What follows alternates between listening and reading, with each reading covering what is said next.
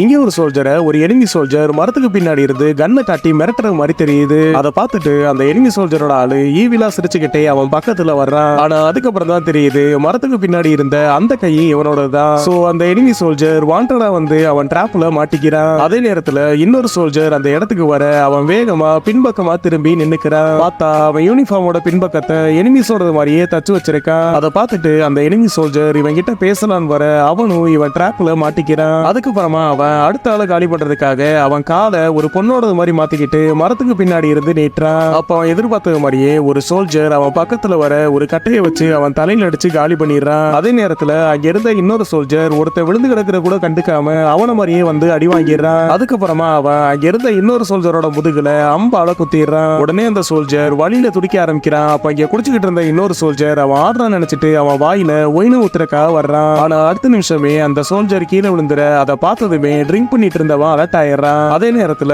அவன் மறுபடியும் அம்ப விட இந்த எனிமி சோல்ஜர் அதை விரலாலேயே ஸ்டாப் பண்ணிடுறான். ஆனா அதுக்கப்புறம் தான் தெரியுது அந்த அம்பு அவனுக்கு பின்னாடி இருந்தவன் நெஞ்சு மேல குத்தி நிக்குது. அதை பார்த்துட்டு அவன் அங்க இருந்து தலை தெரிச்சு ஓடிடுறான். சோ அங்க இருக்க எல்லாரையும் பினிஷ் பண்ணிட்டோன்னு அவன் கவரை விட்டு வெளியில வந்தான். அங்க அவன மாதிரியே யூனிஃபார்ம் போட்டுட்டு ஒருத்தன் உட்கார்ந்து இருக்கான். உடனே அவன் கிட்ட இவன் வேகமா போறான். பார்த்தா இவன் பக்கத்துல போனதுமே அவன் இவனை ஷூட் பண்ணிடுறான். அதுக்கப்புறம் தான் தெரியுது இவன மாதிரியே ஒருத்தன் யூனிஃபார்ம் வச்சு அவனை ட்ரிக் பண்ணிட்டான்.